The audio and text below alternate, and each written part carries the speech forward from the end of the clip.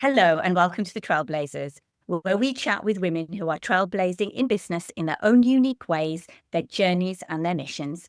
I'm Disha Solanki, and our guest today is a leading expert in functional medicine and integrative nutrition, known as the Rebel Nutritionist, for her tenacity in addressing the root causes of chronic illness. With over 20 years of experience, she founded the Brandwein Institute for Nutrition, where she specializes in genetics, autoimmune conditions, and medical nutrition therapy for chronic diseases, including cancer. As a cancer survivor, Meryl combines conventional treatments with alternative methods to restore health. She also holds advanced certifications in functional medicine, nutritional genetics, and culinary genomics, and is a regular contributor to various publications and media outlets. I'd like to extend a warm welcome to Meryl Brandwein. I would love to know what has influenced your career in nutrition and functional medicine. So I would have to probably back up about 25 years, well, 23 years to be exact, because I went to school, studied nutrition and dietetics when I was in college, did my master's and my internship and all that, and went into traditional dietetics and was practicing that for a number of years. And when I got married and started having children, what happened was after the birth of my third child, 6 weeks after my third was born, Ashley is her name, I was diagnosed with Hodgkin's lymphoma, which is a type of blood cancer. And so that pretty much reset the trajectory for my life's work, for my mission and my passion, because obviously, as anybody who is out there knows, when you get that kind of diagnosis, it just rocks your world. And needless to say, it had really rocked mine, because here I was, I had just had my third child. I had 3 children under the age of 4. I'm in my early 30s, and I was diagnosed with a pretty significant cancer. And so I was very fortunate. At that time, I did live in New Jersey. I went to Sloan Kettering to get treatment. I had surgery. I had chemotherapy. I had radiation. And while it left me, let's call it cured, right? Air quotes, cured, my immune system was depleted, and I was just not well, and I couldn't take care of my 3 children the way I wanted to. And I needed to find a better solution to what was going to come next. And so I had asked the doctors, who were wonderful at giving me my treatment and providing treatment, what I should do next. And they really kind of threw up their hands and said, well, we don't have much for you. So I knew there had to be more. And being the research-minded person that I am, I'm like, started digging. And my mother-in-law at the time was very much into integrative and alternative therapies. And I actually used to tease her. I'm like, oh, this is voodoo. I don't know what this is. And, and all these supplements you take, like, we were always taught in school, like, no, you don't need supplements and all that. So I used to tease her. And then finally at that point, I said to her, you know what? All right, I'm putting up the white flag. I give in. Where do you want me to go? What do I do? And so she took me down to Mexico, Tijuana, beautiful Tijuana. I'm saying that sarcastically for anybody who's not been to Tijuana. It's not exactly right. Not exactly the area of Mexico that you'd want to be in. But I did go. I went to this amazing integrative hospital with her there. I spent a week there. And I really spent time with these amazing integrative oncologists who were doing groundbreaking things at the time, cancer therapy and all that. And not just cancer therapy, because at that point, I didn't have cancer. I wasn't going there for treatment. I was really going for rejuvenative and restorative kinds of treatment for my immune system. But these doctors who were there were just amazing. And I'd follow them around. Like I'll never forget. I walked in the first day that I was there, and this nurse comes in with like a bag of what looked like coffee. But I'm like, why is the coffee in a bag? And so needless to say, I was having coffee enemas throughout my whole visit, right? I'm like, wait, the coffee's going in the wrong way here, So I did those things and other kinds of healing therapies throughout my visit. And just was sitting with the doctors. I'd be chasing them with my little IV pole, like, what are you doing now? And what is this? And what is this therapy that you're doing? Because I was so inquisitive about what they were doing, because I was never exposed to that. We were never taught that. We were never taught that there's another way to do things.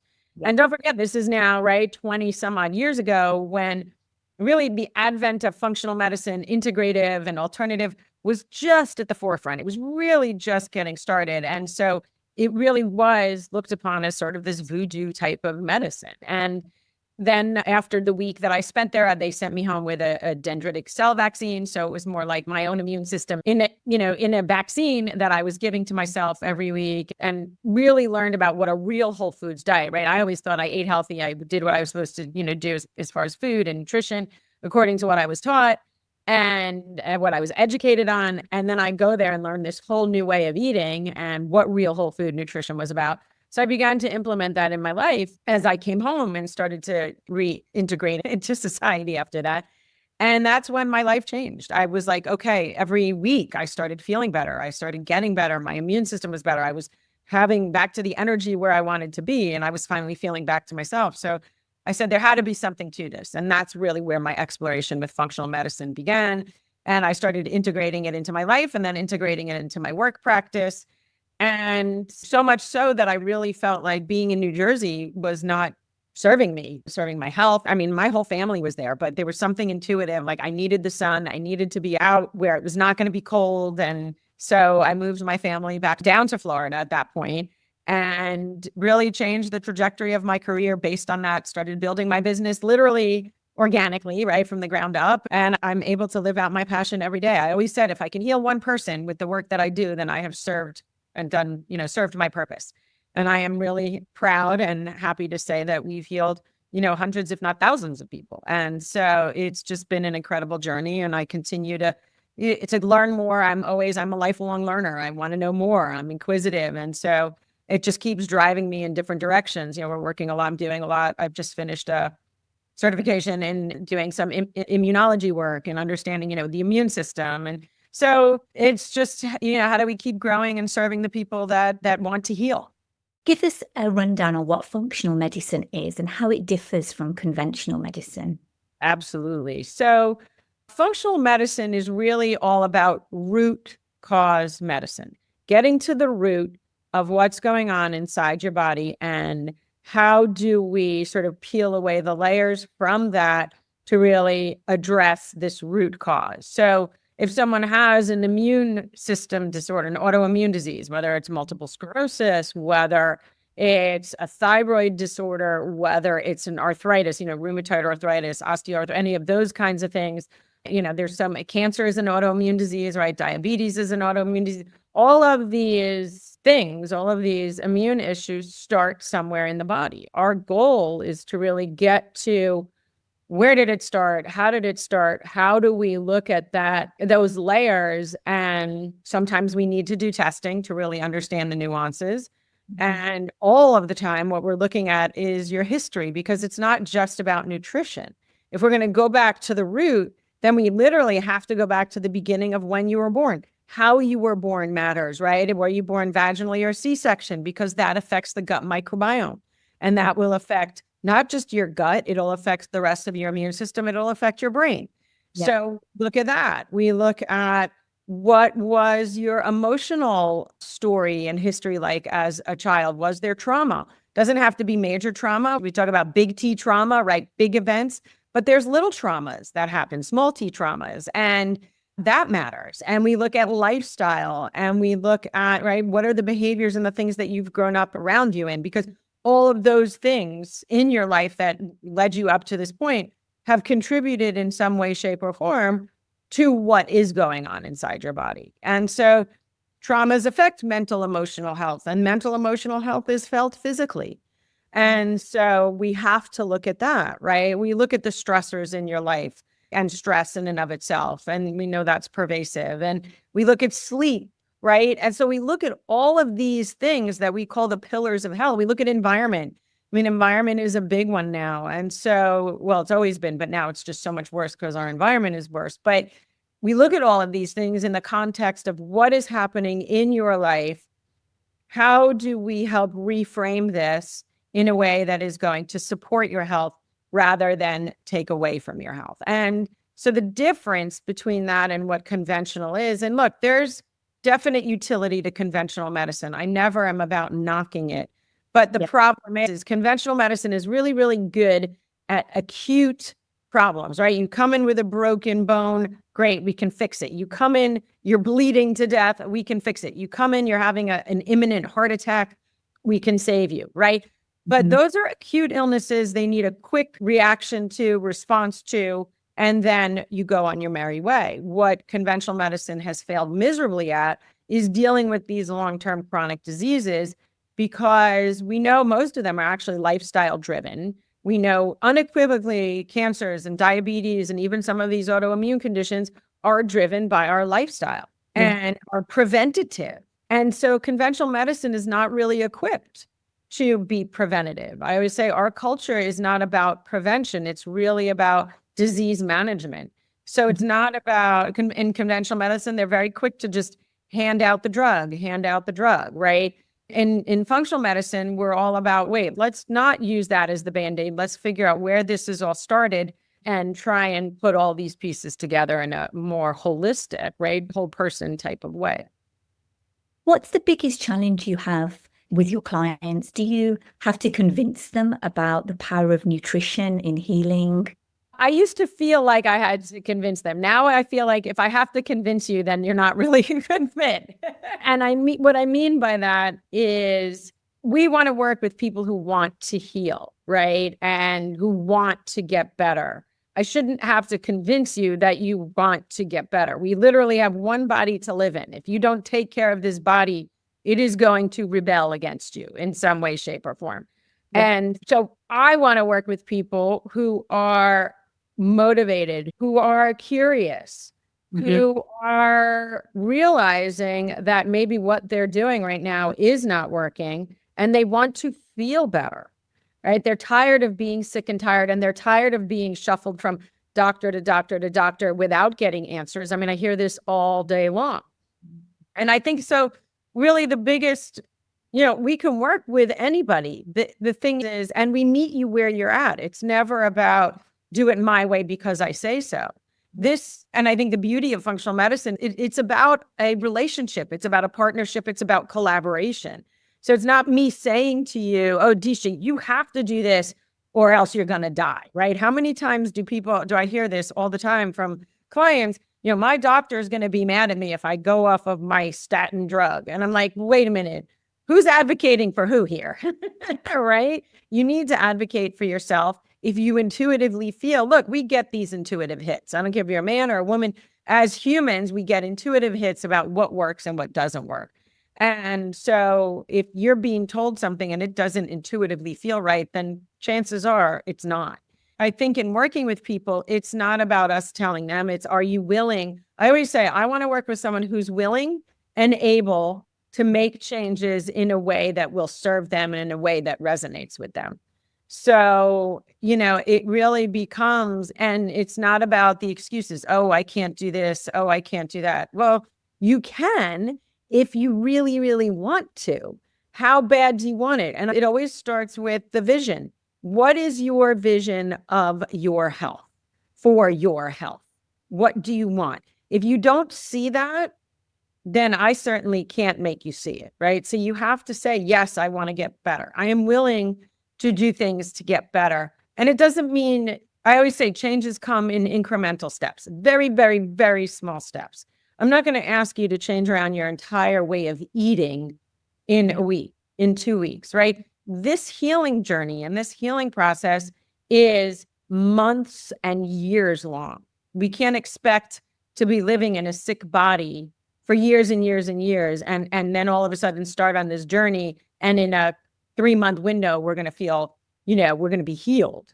Will you start feeling better? 100%. Will you start seeing changes? No doubt. But to say, I'm going to, be on this journey for 6 months. So you have to be willing to commit. It's the willingness. It's the willingness to commit to yourself. But if you can't commit to yourself and your health, then what do you have? And I guess it's quite difficult when patients come to you or clients come to you, I assume, because they really want to be healed. And I guess a lot of them may actually be desperate to be healed, which means they want quick results too. Yes, I think, it's some of them want quick results. And I always say, look, you cannot heal a body. If I always say, if our skin was clear, we'd have a better understanding of what's going on, right? There's so much going on in ourselves every minute, every day. And we don't realize like how miraculous this our system really is, like what our body does to take care of itself. And so when I say, all right, and I try and give people at least some benchmarks, right? Here's what's going to happen in, an expectation, to set the expectation. Here's what we hope to see in month 1 and 2 and 3, right? And to move down so that we're setting the realistic expectation of here's what we would like to see. Here's what we, expect to happen, and certainly can't guarantee it. But if you're following things the way we recommend, I think you're in a good place. And I think once they start feeling better, there's, I hate to use this word, but there's more buy-in, right? People start to believe, right? Oh, wow, I'm starting to feel it. Okay. And it gives them the impetus to keep going, and the excitement and the enthusiasm to want more, and, to realize what's possible. I think for so many people, it's just so impossible for them to see the healing. And so I think once they start it, then they're like, oh, wow, this is great. I'm going to keep doing this. So, Meryl, you're the only nutritionist in Florida to hold an advanced certification in nutritional genetics and culinary genomics. Firstly, what are those two things? So I can't say that I'm the only one. I think I'm one of the few. I don't know that there's that many of us doing it the way, the way we're doing it. But so when we look at, now genetics is a huge conversation, understanding DNA, right? And so most people are familiar with like the ancestry, the 23andMe and those kinds of things. But now more and more, especially with the direct to consumer market, people can get these kits mailed to them. Most of that time, people don't really understand what they're reading. But what we do with nutritional genetics, or genomics as we refer to it, is we're looking at your DNA, and we're looking at where predispositions are for things, for conditions, right? We're never saying, it's not like a BRCA test, for example, right? Because everybody knows the BRCA test, right? The breast cancer gene. This is not doing a test on one specific gene and saying, okay, yes, you're going to get cancer, or you're not, or whatever whatever that's showing us. What genetics does is it shows us these missteps, if you will, these typos in your DNA that give us an indication of the likelihood of you expressing something more or less. And so, for example, for people who have a misstep in certain genes that affect brain health, right? Brain health is a big conversation now with Alzheimer's and cognitive issues. And so we can look at your DNA and say, oh, wow, we see some genes that have issues with how your memory and behavior, or memory and brain health, may be impacted at age, right? And if we see that, and we see these specific genes and where they and how they are impacted, we can say to you, all right, we can see this set of genes, and now we know what we can do to help you in your lifestyle, in your nutrition, in your other, right, these other foundational things with the sleep and the stress that I've mentioned. We can help you make a shift in those things so that you will not express perhaps what your genetic predisposition is. So, there's an expression that we often use: genetics loads the gun and lifestyle pulls the trigger, right? Because genetics is only, people say to me all the time, oh, I have high cholesterol. And we can look at cholesterol in our DNA. People say, well, I have high cholesterol.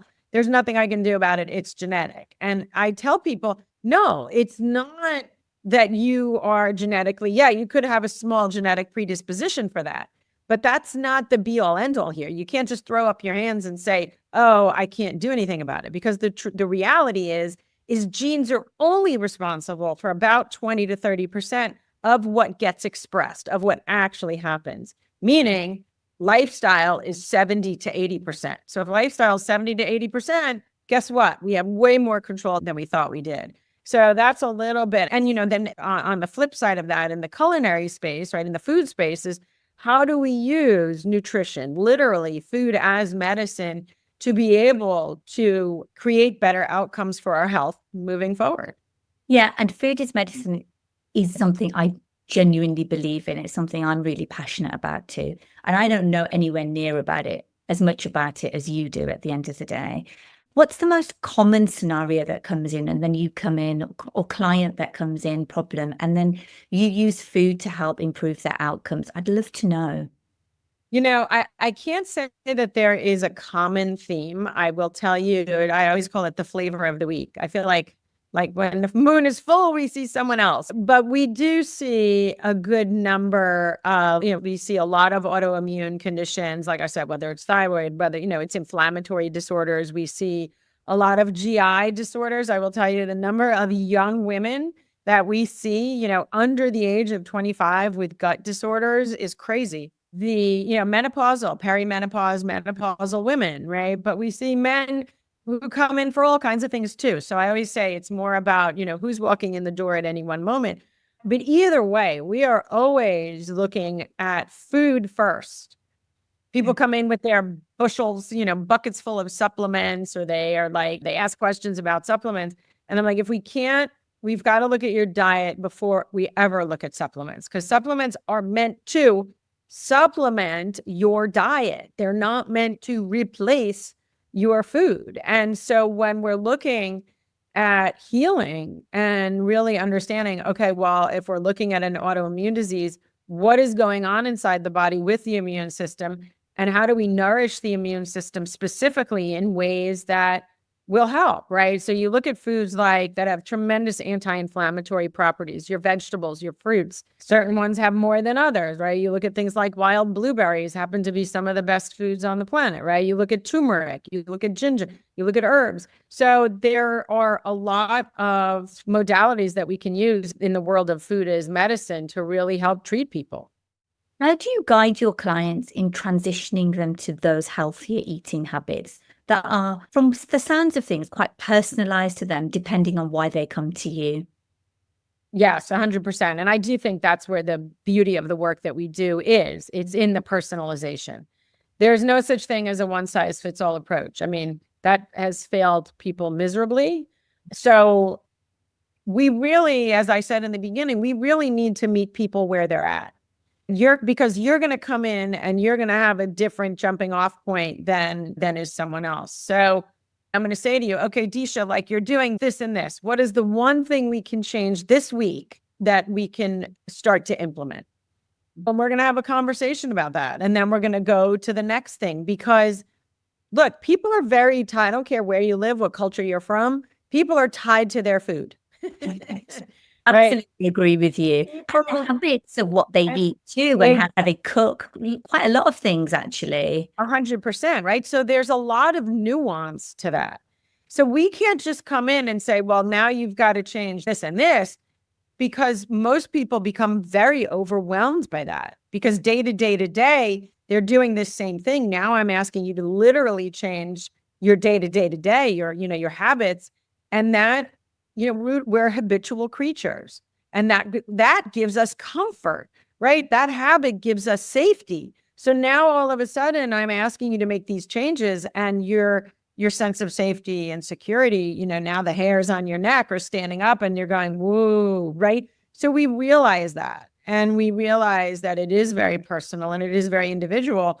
So we're going to say, all right, are you willing to give up gluten this week if you can? Okay. And then we guide you. Okay. Yes, we can do that. Here's what you're going to substitute. Here's what you're going to have for breakfast. Here's what we recommend for lunch. But let's maybe just start with breakfast, right? If you're that person eating, toast every day with, eggs and bacon, maybe we have to change there just to start.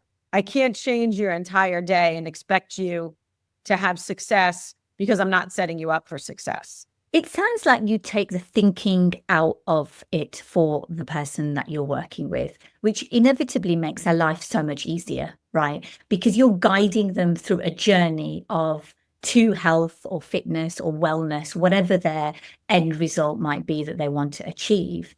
And I can only assume that most people find that actually invaluable, knowing that there's so much information out there. Even the information out there can become very overwhelming, because you know how to put it all together and apply it to your own life. Right. And that's the thing. I always say there's so much information, right? That was a great point. I mean, you go on social media, I joke with my clients, they come in, I'm like, what did you learn on TikTok University today? But it's on Instagram Reels too, by the way. Right. Same. Like, what did social media educate you about today? And I'm like, unless you really know how to apply it in your own life. And oh, by the way, do you even know if that's accurate? I mean, my kids do this to me all day long. They're like, Mom, I heard this on Instagram. I'm like, stop.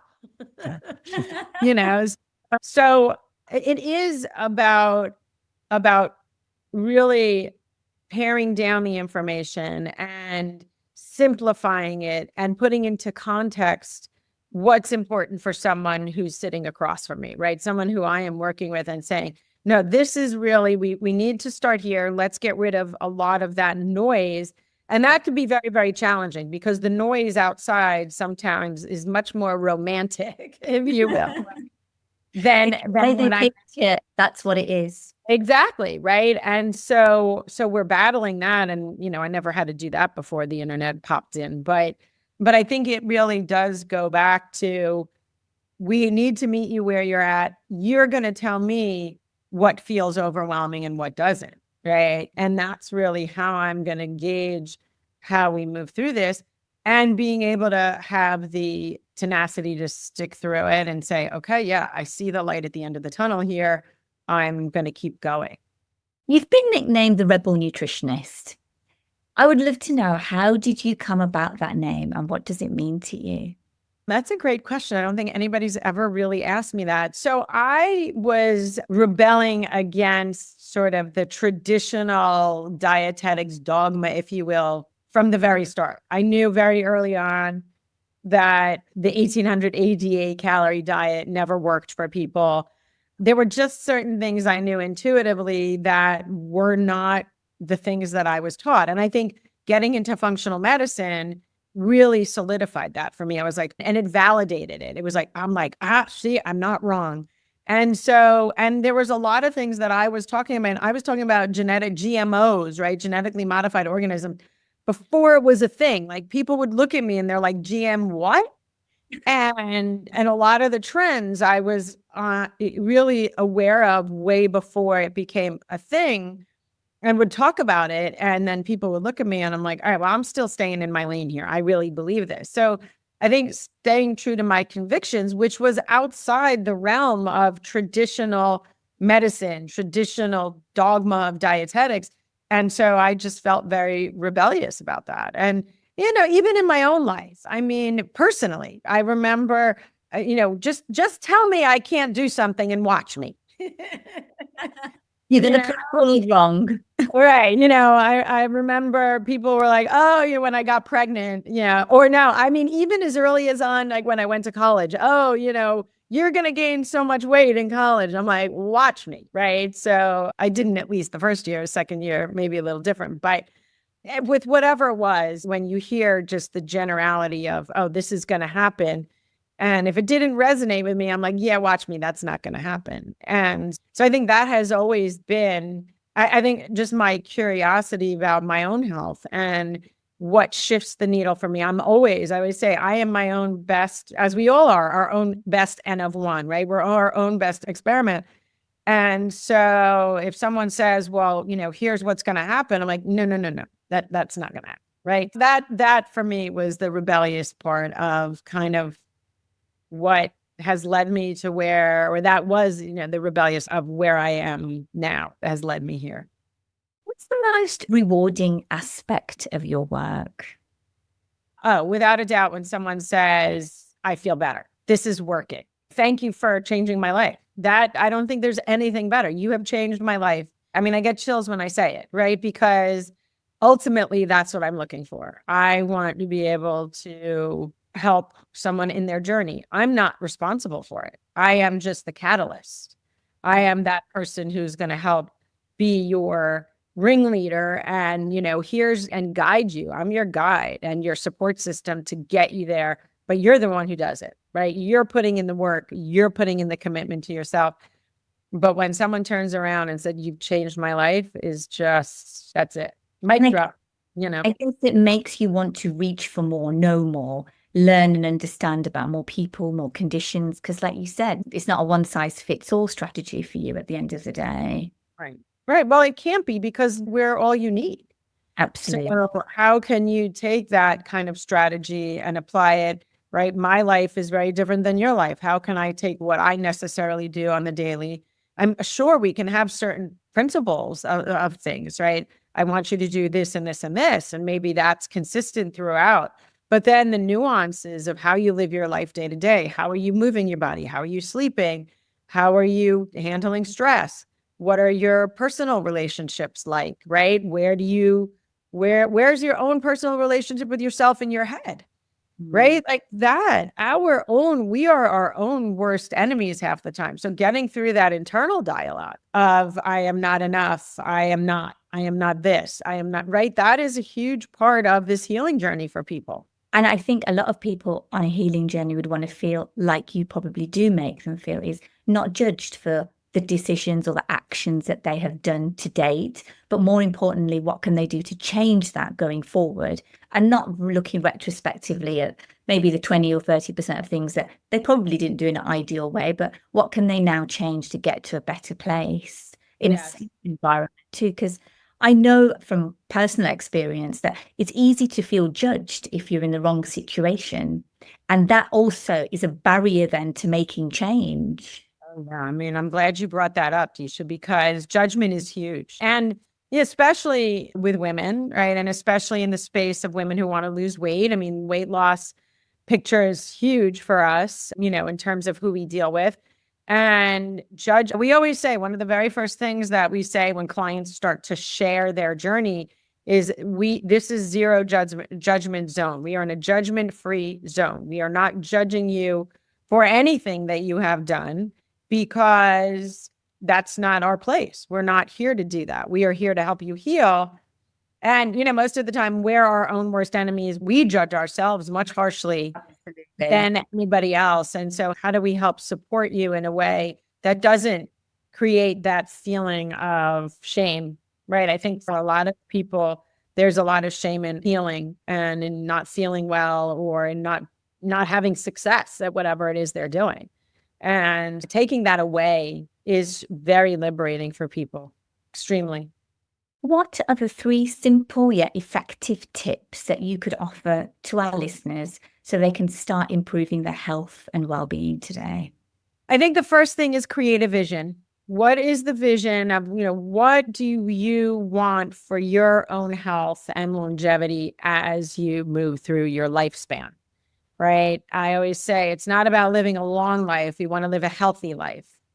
And living healthfully will get us that longevity. So I think, but the first thing is you've got to have a vision for what you want your health to look like. Like I said, we get one body. You've got to take care of it for as long as you possibly can. And so I think sitting down and saying, okay, wow, I, want to have this type of health. I want to be doing these kinds of things. I want to do more with my children. I want to be around for grandchildren. I want to be able to climb Mount Everest, right? Whatever it is, you first have to have a vision to know what you're striving for. And then I would say start to really look at some of the things, you got to go back and look at what are the things in your life that are detrimental to that vision. What are the things that you're doing on a daily basis? And most people know. Right? Most people say, oh, I shouldn't do this. So how do we pivot on that? How do people say, okay, and it is really difficult creating, if you're in that habitual state of creating negative, or not unhealthy choices. What is the one thing that I can do that will flip that? What is the one thing that I can do today? Because don't overwhelm yourself. What is the one thing I can commit to today? If I have not gotten up to move my body, can I commit to moving my body 15 minutes today, right? Because that was 15 minutes more than you did it yesterday. So I think it really is about, if you look at the pillars of health, if you look at nutrition and you look at sleep and you look at stress and you look at the mental, emotional component and the lifestyle, the environmental component, like what are the products I'm using in my house to clean with? Because if they're toxic, guess what? That's going to affect your health and your body.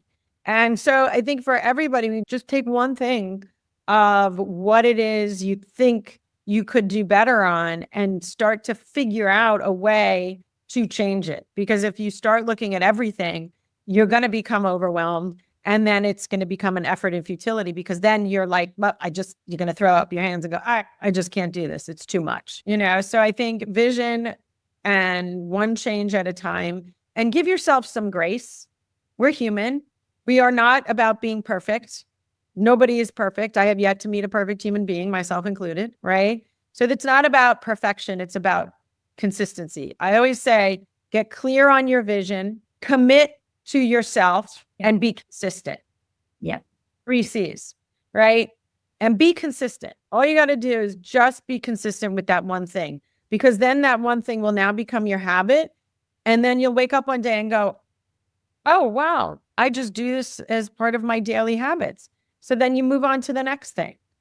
But showing yourself some grace and going, okay, you know what? I am human. Look, I was away on vacation this last week. I really try and avoid ice cream, right? I'm trying to avoid dairy, but ice cream is my Achilles heel, right? And we were in Vermont, dairy capital of the world and the country.